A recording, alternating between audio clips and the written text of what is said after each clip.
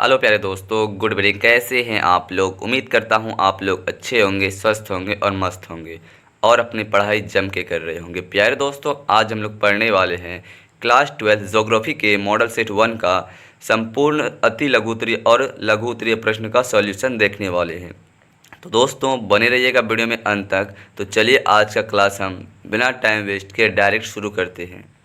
तो दोस्तों आज की इस वीडियो में हम लोग अति लघु उत्तरीय प्रश्न और लघु उत्तरीय प्रश्न को कंप्लीट करने वाले हैं और नेक्स्ट क्लास में प्यारे दोस्तों हम लोग दीर्घ लघु उत्तरीय प्रश्न को कंप्लीट करेंगे।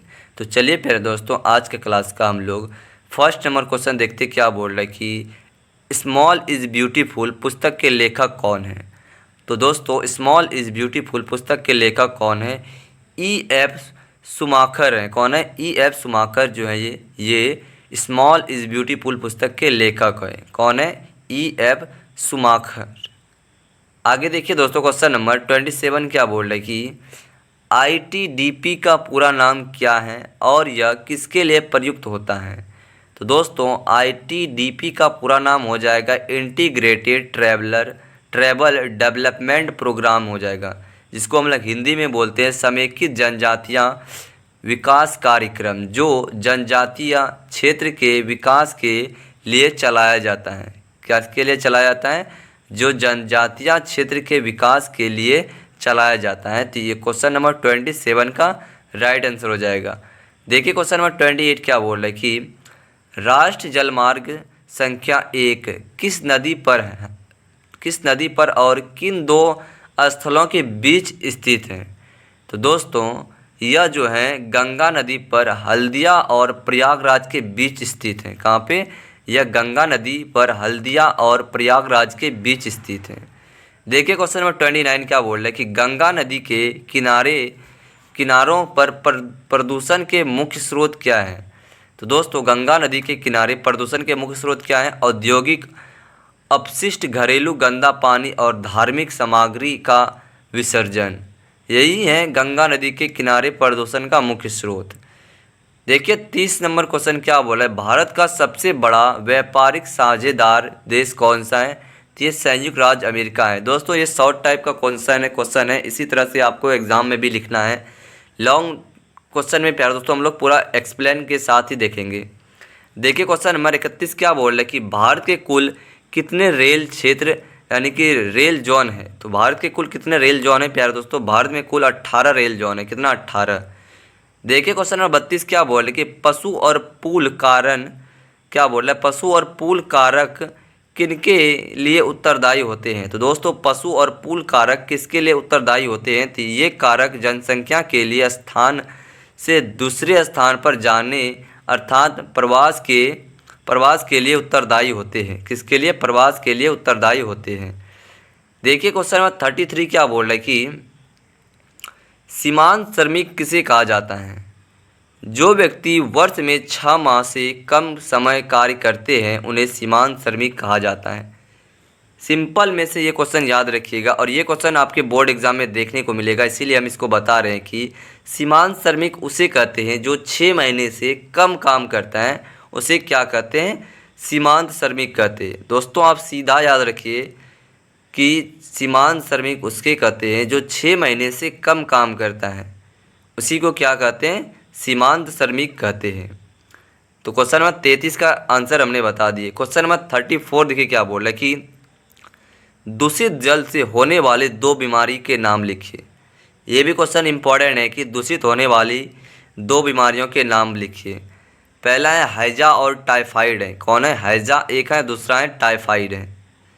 तो दोस्तों ये था क्वेश्चन नंबर कितना था? क्वेश्चन नंबर 26 से क्वेश्चन नंबर 34 तक सिर्फ था प्यारे दोस्तों अति लघु उत्तरीय प्रश्न। अब हम लोग देखते हैं लघु उत्तरीय प्रश्न को कंप्लीट करते हैं। देखिए क्वेश्चन नंबर 35 क्या बोल रहे हैं कि भूमिगत खनन विधियों की 3 विशेषताएं लिखिए। तो दोस्तों भूमिगत खनन की 3 विधियों की विशेषताएं लिखते हैं। पहला है इनमें पृथ्वी की गहराई से सुरंग बनाकर खनिज निकाले जाते हैं। दूसरा है यह विधि कोयला, लोहा, सोना आदि खनिजों के लिए प्रयोग किए जाते हैं। यह महंगाई और जोखिमपूर्ण विधि है जिससे सुरक्षा और तकनीकी की आवश्यकता होती है। तो ये था क्वेश्चन नंबर 35 का आंसर, जो कि ये भी इम्पोर्टेंट क्वेश्चन था। देखिए क्वेश्चन नंबर 36 क्या बोल रहा है कि विकास और वृद्धि में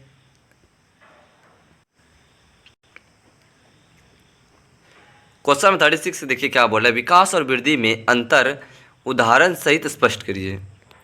आइए आंसर देखते हैं। वृद्धि का पहले देखें, केवल मात्रा में वृद्धि जैसे आय या बढ़ाव होता है। क्या होता है? केवल मात्रा में वृद्धि होती है, जैसे आय या आय में बढ़ाव होता है। विकास में क्या होता है? गुणवत्ता में सुधार होता है, जैसे कि शिक्षा हो सकता है, स्वास्थ्य हो सकता है और जीवन स्तर में सुधार हो सकता है। तो यही था विकास और वृद्धि में अंतर।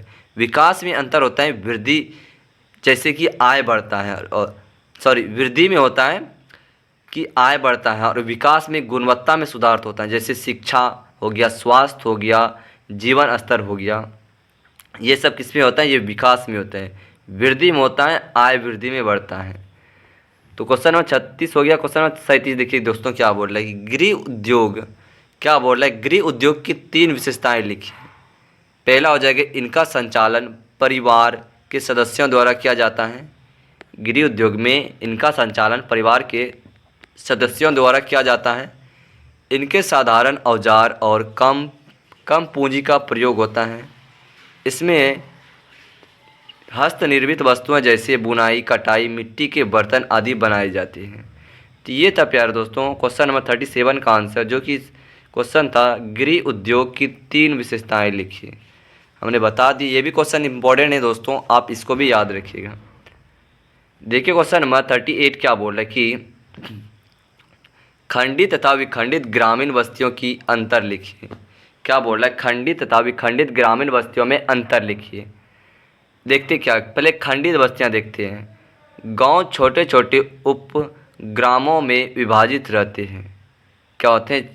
खंडित बस्तियां कैसे होते हैं? गांव छोटे छोटे होते हैं, उप उप ग्रामों में विभाजित होते हैं। और विखंडित बस्तियां कैसे होते हैं?